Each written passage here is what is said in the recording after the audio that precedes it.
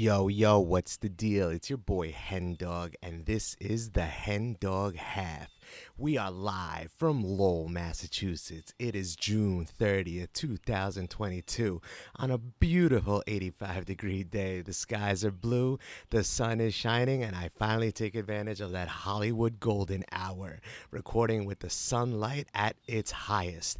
We are here and we are live, and today we will be talking about, in episode 6, I'm injured, it hurts, and this sucks, which is part of a mini-series, part 2 of that mini-series. We started off with shoulder injuries about 2 weeks ago, and today we're going to be talking about back injuries, specifically lower back injuries. I have suffered a bunch of injuries throughout my career, and we spoke about that in the shoulder video, but today we'll be talking about my resume of injuries when it comes to the lower back. I initially hurt my lower back doing military presses at the gym in 2006. It was my senior year of college, and I was actually going through my final respiratory care clinical rotations, and I was actually at Children's Hospital at the time, and I needed to finish my pediatric rotation, and maybe a week before I started that rotation, I was doing military presses in the gym, which is the exercise you see right now on the screen. I was doing this exercise, and it wasn't during the exercise that I hurt. It was actually when I was putting the weights down to the floor. I bent over way too forward and smashed the weights on the floor, and with that, it took my lower back completely out. I could hardly walk home from the gym that night. Horrible injury. I wound up being diagnosed with a muscle strain of the lower back, and I also was hardly able to walk. I was recommended to either lay down flat on a couch or stand up straight. It was one or the other, because that's how much pain I was in during that time. It was a really bad time, but we got through it. It took me about 2 months to get over that injury, but then I wound up doing the same exact injury in 2010, and this was at the Brazilian Jiu-Jitsu gym. We were doing an exercise which is called full guard sit-ups. So what happens is in Jiu-Jitsu you have a lot of positions you could be in when you and your opponent are on the ground. Full guard is when you wrap your legs around your opponent's waist and you cross your ankles at their back. And then what this exercise is, it stands up, and then you're basically off the ground with your legs still wrapped around your opponent's waist, and then you do a sit-up. And you do about 5 to 10 of those. Really athletic dudes could do 20. Those jiu-jitsu world champions could do a whole bunch. Me, on the other hand, at that time, I maybe did like 2 or 3. And then on that, I think 3rd or 4th, come up from the sit-up, I ripped out my lower back again, and I knew exactly the pain this time because of my memories from 2006. So once again, totally painful. I was out of the gym for about 2 months after that. Once again, went through the orthopedic surgeon and then went through the physical therapy. I wound up only having a muscle strain there, although it felt like it was a lot worse. It wound up being just a muscle strain, which was okay with me. We do not want to have any spondylosis, what we will talk about later in the show. And then one of my last injuries was in 2016, was the summer of weddings for me. I think every single one of my friends got married in the summer of 2016. I had 6 weddings in about a 4 or 5 month span. I was part of 3 wedding parties out of the 6. And I had a great time celebrating that whole summer. I think I had a wedding like averaged out to like every 3 weeks. Great summer. However, I would say around maybe like July 1st, I completely threw out my lower back again. Not in the gym, not doing military presses, not doing Brazilian Jiu-Jitsu. I was picking up recyclables next to my garbage can and wound up, as I was bending over to pick up these recycling bottles and like all the plastic stuff that you throw in a recycling bin. I was throwing them in a paper bag. Boom. Back completely blown out. That hurt so bad. And honestly, because it happened out of nowhere and I wasn't expecting it, and I wasn't warm or stretched out, it hurt really bad.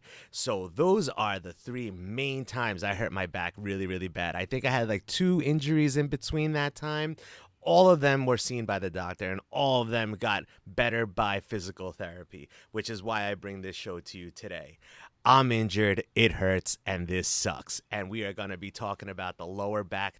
So, we could start off with the lower back by just talking about the main anatomical parts, the main parts of your body that are in the back. And for that, we are going to bring out the model.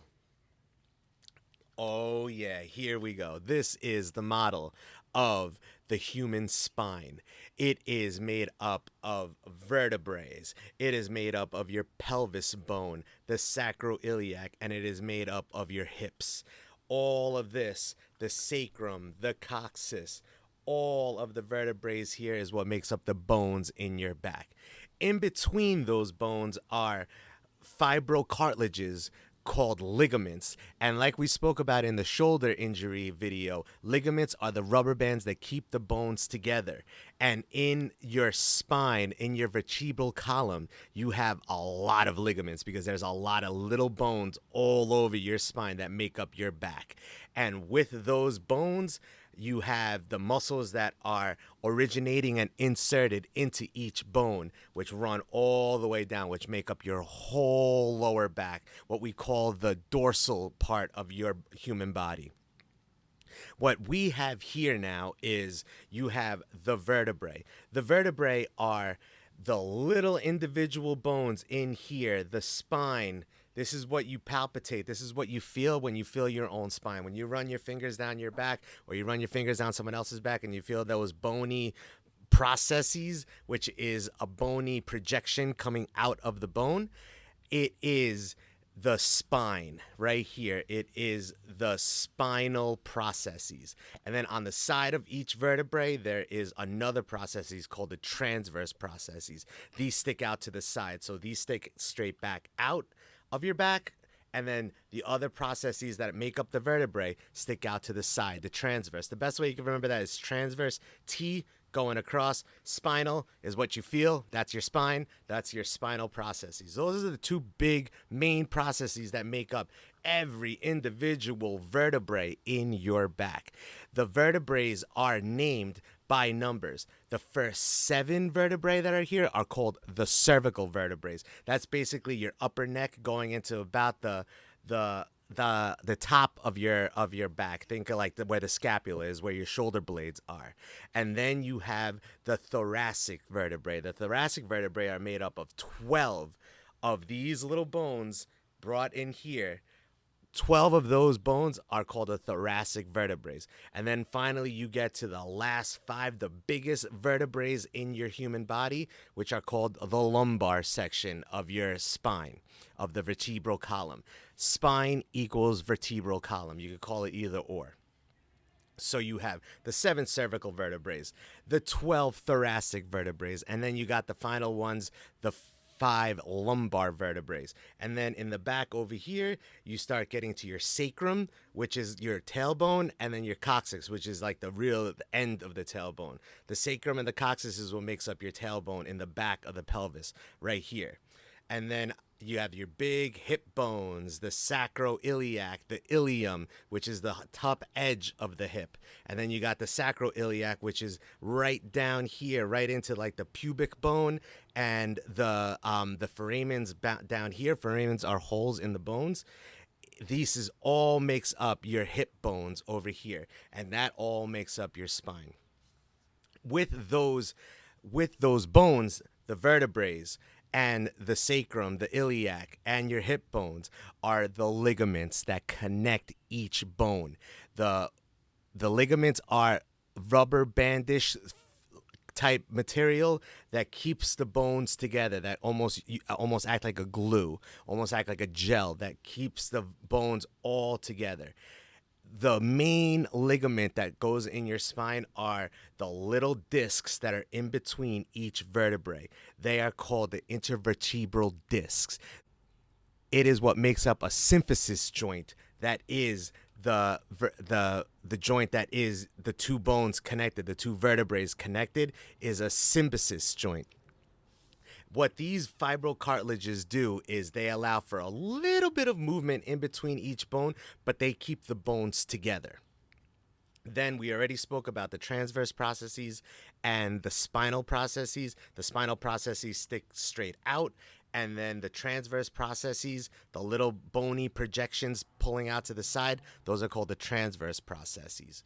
And then in those, you have the anterior longitudinal ligament, which is anterior means front. It's the front of the spine. There is a big rubber band that goes all the way down, all from the 7 cervicals, the 12 thoracics, and the 5 lumbar. It is a ligament, a rubber band that connects the bones in front. And then there's another one called the posterior longitudinal ligament that goes through the back, not on the spine, but like the back of the bones over here, right under the transverse processes. Those 3 ligaments, you got the intervertebral discs, you got the anterior longitudinal ligament, and you got the posterior longitudinal ligament.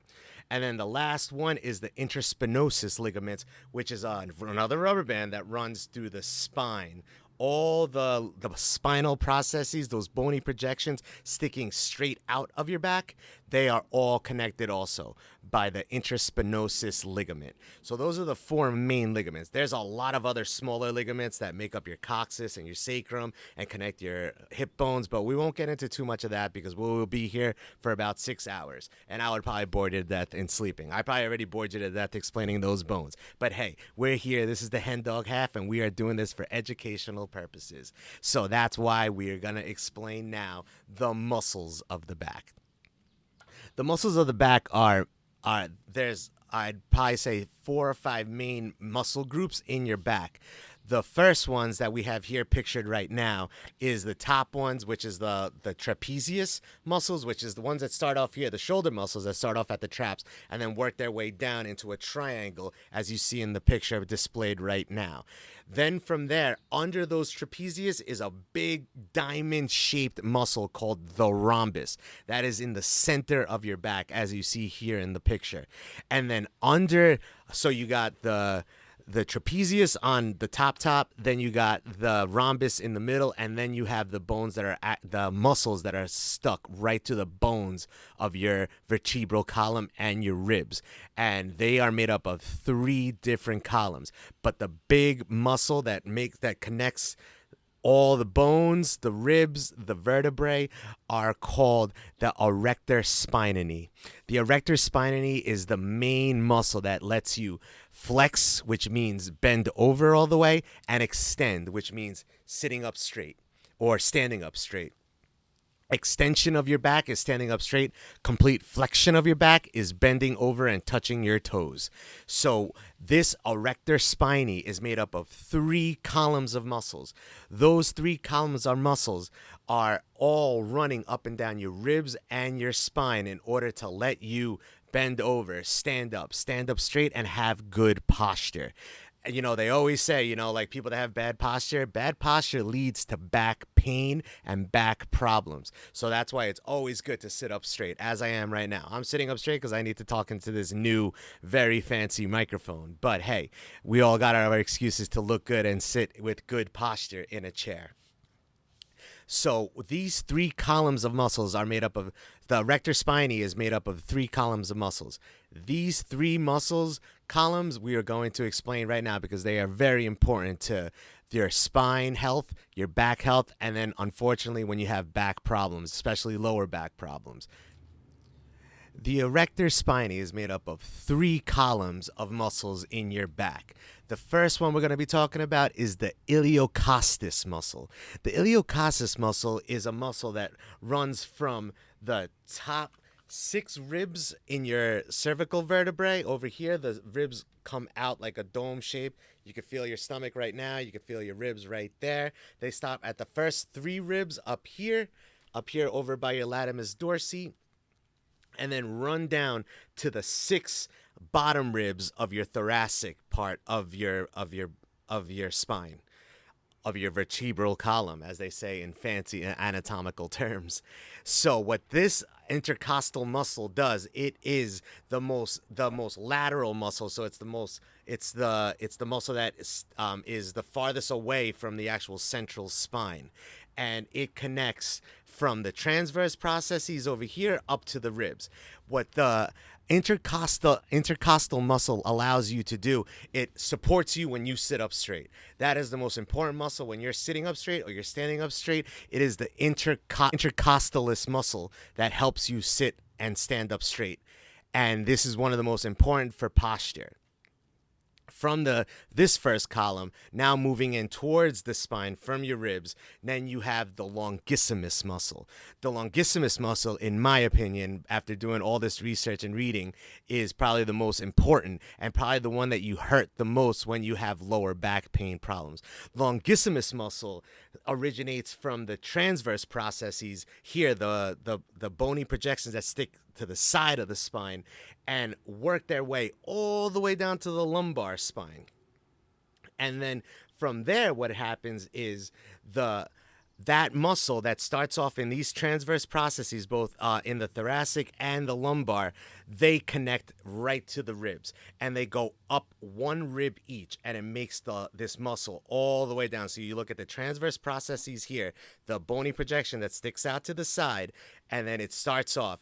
Each muscle has a little each processes has a little tendon, and it connects this muscle all the way down to your lumbar section. It is the longest muscle in your back, and this is the most important muscle, like I said, in my opinion, because this is the muscle that lets you stand up straight from a bent over position. It is the muscle that takes on all that force, all that strength in order to tighten up and to constrict in order for your back to get up straight from a bent over position, or even from the ground. When you come up and you stand up straight, that is your longissimus muscle working all day.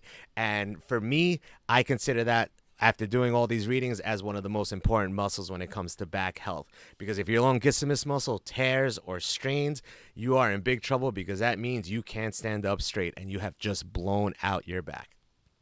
The last muscle I like to talk about is the spinalis muscle. The spinalis muscle starts off at the cervical vertebrae of the spine and works its way down, and it is a muscle that connects all the spinal processes, the processes, the bony projection that sticks out straight that you could feel right here when you're touching the back of your spine. Those are the spinal processes, and the spinalis muscle is the muscle that connects all of those vertebrae, all of those processes that way. So you have the intercostalis muscles, you have the longissimus muscles, and now you have the spinalis muscles. All of these muscles are the three columns that make up your erector spinae, which is the muscle that is the most important for your posture, for standing up straight, for sitting up straight, and from going from a bent over position to a standing straight position, and it holds that posture.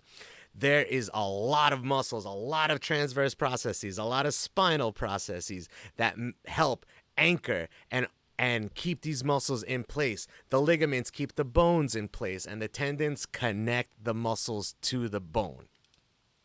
A lot going on with the spinal vertebral column, but we can't forget about another very important muscle group that is very important to back health, and that is the abdominal muscles. You have the core of the body. When you're working out sit-ups, leg lifts, you're doing hip thrusts, all of these motions are based off of your abdominal muscles, and the abdominal muscles are made up of the rectus abdominis. The rectus abdominis is exactly what you see in a six-pack. When you see someone have those 6 boxes made of muscle, here's the picture right now. That is your rectus abdominis. Your rectus abdominis is very important in order to sit up. It's also very important to help you flex when you are bending completely over. It is the muscle that helps pull down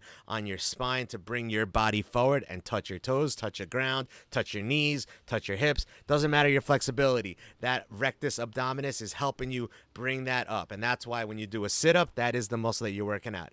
And those muscle fibers work from north to south. They are going from top to bottom, and they work that way. Under the rectus abdominis is the transverse abdominis.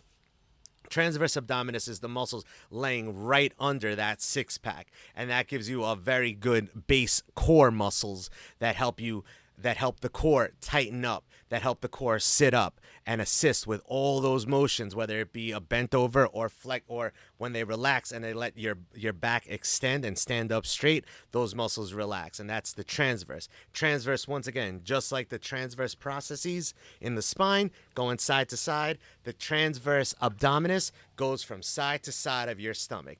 And then the other last important muscle groups of your core, of your abdominal area, is the external and internal oblique muscles.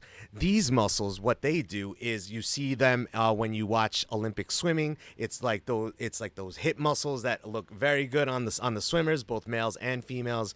What they do is they allow for motion side to side at the abdomen. So you have the rectus abdominis, sits you up straight. The transverse abdominis, that adds the base to those motions when you sit up. And then you got the internal and external obliques that let you turn your abdomen to the side. So all these three muscles make up your core, your abdomen. And then with all the muscles that make up your erector spinae, you have your core, you have your lower back, and you have all these muscle groups that help you do the simple motion of bending over and standing up straight, sitting up straight when you're driving, sitting up straight when you're at work at the computer, or just standing and doing construction work, or doing electrical work, or doing highway construction work. All of these muscle groups are working all day, and for me, in my personal opinion, besides your legs, are the hardest working muscles of the human body. After talking about the rectus abdominis, which are the muscle groups that are in the front of your core, and then you have the erector spinae, which are the muscles that make up the lower back and help you stand up straight, to keep a good posture and go from a flexed position, which is bent over all the way to your hands touching the floor, all the way standing up straight to a straight standing position. One of the muscle groups that is an honorable mention when it comes to all of back health is your hamstrings. Your hamstrings are very important because they anchor a lot of the strength in order to bring you up from bent over position to stand up straight. They also help you out when you're going from a sitting position to a standing position, and keep all your pelvis, all your lower vertebrae bones, keep them all in place as you stand up. It takes a lot of strength for you to go from a sitting position to a standing position, or even from a lying down position to a standing position, and your hamstrings work really, really hard for that. The three muscles that make up the hamstring muscle group are, first, the gluteus maximus and the gluteus medius, which is your butt muscles. These butt muscles work back here. So here's your spine, here's the front of the spine, here's the pelvis, the hips. It works from your sacroiliac all the way down to your hip bone. It helps anchor your pelvis and keep a nice pelvis tilt while you sit, because your pelvis, as you can even see in this model, is a little tilted. It's the natural curvature of the spine. What those gluteus maximuses do is keep that tilt nice and about like a less than like 40 degrees, as the textbook says. And what that does is, when you sit down, it keeps your bones from crunching all up in each other. And those big muscles, those big gluteus maximus, which is the biggest muscles in your human body, help you anchor all these pelvis and hip bones in order to keep you in a nice, comfortable position when you're sitting, and put a lot of strength and strain when you stand up from a sitting position. The other long muscles that go from your hips all the way down are the abductor muscles, which are the muscles that are inside of your thigh, that run from your pelvis down to your knees, and then also the gracialis muscles, which is another long muscle that runs right next to the abductors, that make up the hamstrings. These three muscle groups make up everything that's going on in the back of your legs. Those muscles that we hardly ever think about, they have to do a lot with back health. And that's one of the most important things that I wanted to stress here, because a lot of people don't think that the hamstrings have anything to do with back pain or back injuries. But if you have a weak hamstring muscle group, if you have a weak gracialis, if you have a weak gluteus maximus, if you have a weak abductor muscles, you are going to suffer from back pain because those muscles are some of the most important that keep that strength, that make those flexions in order to make those simple movements of standing up straight, from going from bent over to stand up, and going from a sitting position or a lying down position to a standing up straight position. The hamstrings, very important. And two other honorable mention muscles when it comes to the hamstrings I also wanted to talk about were the sacroiliac muscles, which is another muscle groups that run from the top, that top bony edge of your pelvis, work all the way down. And then you got the psoas muscles. The psoas muscles is another muscles that are inside of your pelvis that go down to your hip bones. Those psoas muscles also are very important for hamstring health. All of these muscle groups, we'll start off one more time. The iliocostalis, we have the longissimus muscles, we have the spinalis muscles, we have the gluteus maximus, we have the rector abdominis, we have the abductors, we have the gracialis, we have the psoas muscles. All of these muscle groups all work together in order to keep your spine healthy, in order to keep those bones in a straight position, in order to help you go from extending, standing up all the way straight, to full flexion, bent over to touch your toes. All these muscle groups work together, and that is why it is so important to stress how all these muscle groups work together along with the bones and along with the ligaments in order to keep your back healthy and allow you to move in all these side-to-side positions, bent over, standing up, going lateral, going like this, doing the twist, and a do the twist. Do the twist. Yeah, all of those muscles work together in order to do all these simple motions that you do every day that you don't think about. And they are so important for your back health. You're talking about the bones, the ligaments, the vertebrae, all the muscle groups that make up the back, the lower back. We now get to the last part of this YouTube show, which is I'm injured, this hurts, and it sucks. And we're going to be talking about what happens to your lower back when you start suffering pain. Most of the time, a lot of the common injuries, especially from the two books that I've read, are usually muscle sprains. Muscle sprains and muscle strains are when those muscles all those muscle groups that we spoke about, those muscle fibers tear. And there's healthy tears that you do at the gym every day when you're lifting weights, but then there are severe tears that take a long, long time in order to heal. And then the symptoms when you have a muscle strain or a muscle sprain are numbness, pins and needles type, and then sharp pain, like electrical sharp. And those electrical sharp pains are what's called spasm, a muscle spasm. And what that muscle spasm is those muscles vibrating and trying to fix themselves and trying to bring each other back together, all those muscle fibers, in order to heal. These injuries can go from very mild, where it just hurts a little bit and you're able to walk around just with a little bit of pain, to the most severe, where you're not even able to walk normally. Your gait, which is the way you walk, that is the word, gait. What happens here is your muscles in that lower back, that erector spinae, whether it be the iliocostalis, whether it be the longissimus, or whether it be the spinalis muscles. Any three of those muscles, if they rip apart too much and too severely, you won't be able to walk normally. Another back problem that people suffer from is called the intervertebral disc disease. And what happens here is, we were talking about earlier, the fibrocartilage that makes up the little discs that are in between each vertebrae of your back. It's a little like gelatinous type material, fibrocartilage, that keeps the bones together as a ligament, like the rubber bands that keep the bones together, but also act as a shock absorber. Anytime you're walking, anytime you take any kind of impact, unfortunately, to the back, like a car accident or anything like that, those little discs help the bones not smash into each other and not grind into each other in order for you to feel pain.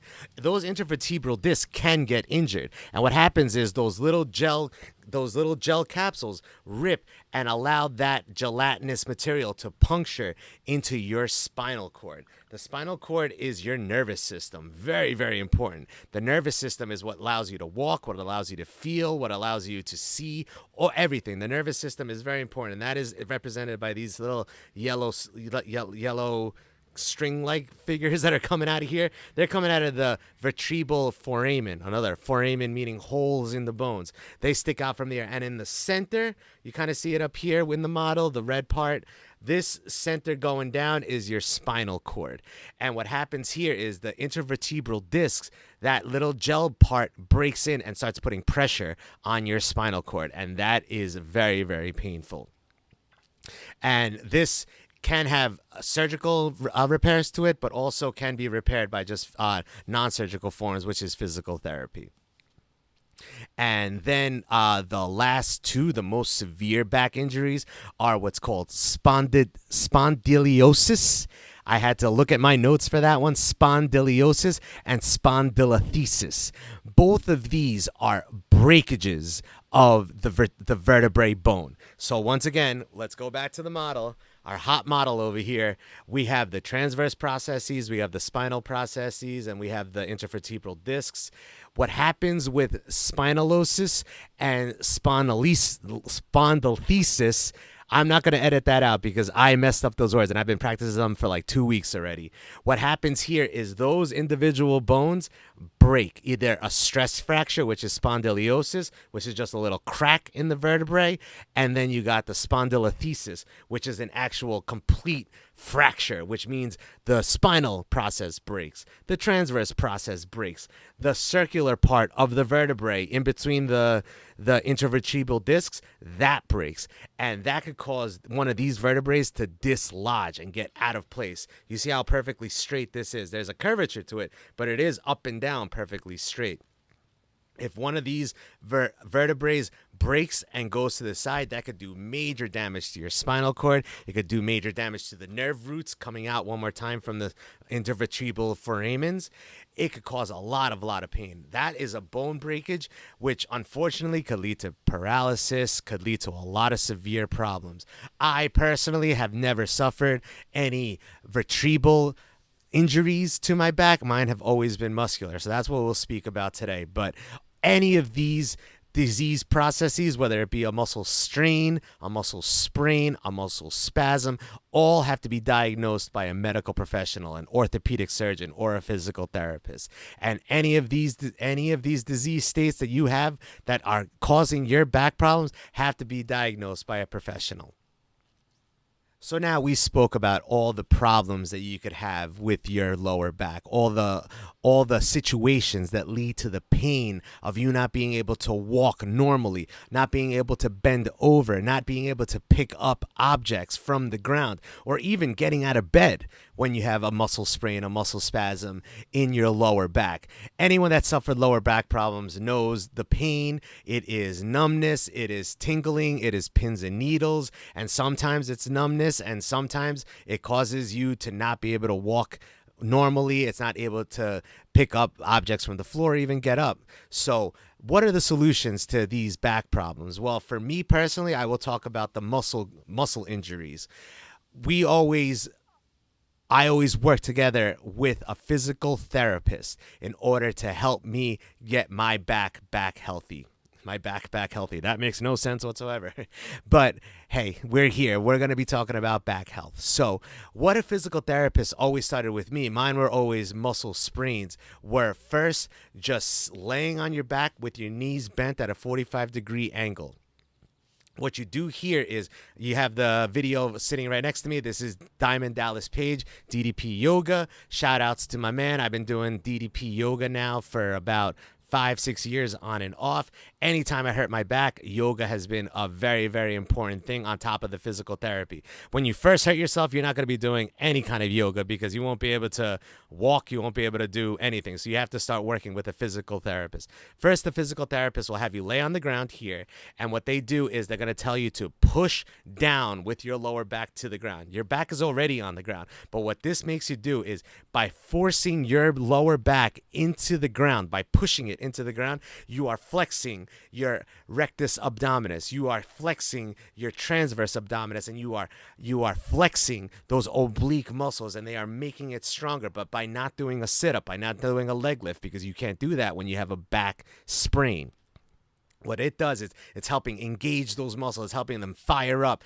in order to get stronger, in order to help you with your core strength, which is so important to back health.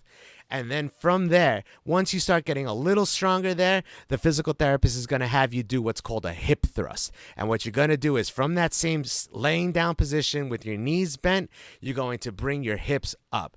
Just like here, just like it's demonstrating in the video. You're going to bring your hips up and down, up and down. You're going to do that really slowly, and you're going to go to the height that you can pain-wise, because you're going to be in pain doing these exercises, but these exercises are what's going to help you get better, help your back go back into full range of motion of being able to do the twist. All of those motions that we do every day, these first initial exercises are going to help you get there. Another exercise that the physical therapist was probably going to have you do is hamstring stretches. Like we spoke about earlier, the hamstrings are so important for back health, whether they're inflexible, whether they don't stretch out enough and they're putting too much strain on your pelvis, pulling that pelvis down and then causing your vertebrae and all to be out of whack, all your longissimus muscles, all your intercostalis muscles. If you have one muscle group that is too inflexible, that is too rigid, it will add problems to all of your lower back. So that's why stretching out your hamstrings is very important. It was very important to me because when one of my biggest problems that caused all my lower back symptoms were my hamstrings being too tight, not being flexible enough. So the two exercises that you could do to start off is you could start off on a stair, just one stair, and put your ankle on that stair and then lean forward. Be careful leaning forward, because that's what is going to cause a lot of pain in the first place. But what this does, it adds flexibility to your hamstrings, those back lower leg muscles. It helps you flex them out in order to take the stress off of your pelvis, which once again will lead into less stress going onto your vertebrae. Those hamstrings are pulling down too hard on your pelvis and causing too much stretch, too much stress on all those muscles going up and down your spine, your vertebral column. So that's why you need a lot of hamstring flexibility. So you start off on a step, then you can work your way up to a chair, like I have demonstrated here. There's a picture here. And then finally, you could do very, very intense stretches like you see the runners and the Olympics do, or soccer players have also very good hamstring flexibility. Now you can get really intense with the stretching out.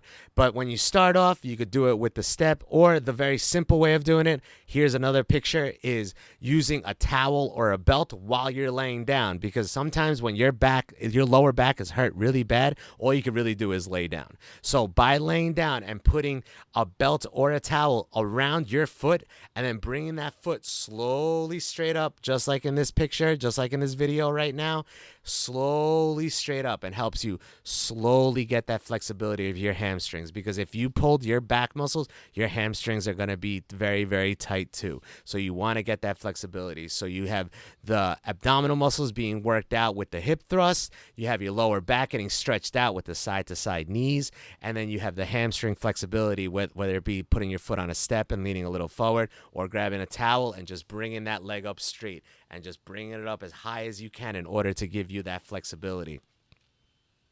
And then finally, in my personal favorite, which I think it's not even that important. It might be important. A physical therapist taught me this position, but the last exercise that you could do in order for your back to get healthy one more time, so you're able to bend over and stand up straight and pick up your kid from the ground, or pick up your dog from the ground, or just pick up the recyclables to put them in the garbage can. So the last one that I love is the plank. The plank right here, I got Diamond Dallas Page showing you what the plank is. This is the most intense way of doing it. Right on the ground, your arms are bent. You see his elbow is bent at a 90-degree angle, and he is keeping his back straight with his butt being positioned a little lower than his shoulder blades in order to get that core muscles. It is working out your rectus abdominis, your erector spinae, and it's also getting some hamstring strength in there also, because you're basically flexing every muscle when you get to this position. No one is expecting any beginner in physical therapy to be able to do these planks. So what I was taught by my physical therapist now is doing the planks very slowly but surely on the incline bench in the gym. Here's a video of me starting off. Right now, you see me having my elbows bent at a 90-degree angle, just like Diamond Dallas Page in the previous video. But now what you're going to do is you are on an incline, which puts a little less stress on your back, which at first you're going to have to do, because whether you're hurt and you're just building up your strength a little bit, or you're doing planks for the very first time and you don't have the strength in your rectus abdominis, your transverse abdominis, or your erector spinae, or the lower back muscles. If you don't have the strength yet, this incline bench position is the best way to start. You put your elbows on the bench, and now here you see me in this, you see my legs. So I've moved the camera a little bit so you can see my legs a little bit better. You see me, I'm using my knees first. Slowly putting the knees, and then from this incline bench, then from there, you can start slowly bring your knees out, and then starting to straighten your legs. As you see me doing here in the video, right here, I am straightening out my legs, and I am in a pull plank position, but on the incline bench, which allows the muscles to slowly get stronger. And these incline benches adjust. So you could, as you get better, as you feel you're getting stronger, you could lower that incline in order to get to finally here once again, Diamond Dallas Page, straight professional style plank. All of these exercises plus a whole bunch more that a physical therapist will work with you when you have lower back problems.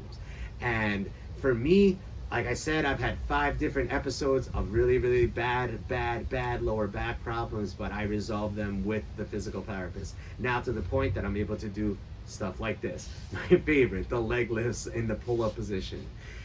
So we spoke about the muscles of the back. We spoke about the vertebrae of the back. We spoke about the thoracics. We spoke about the spondyliosis, the spondylolisthesis.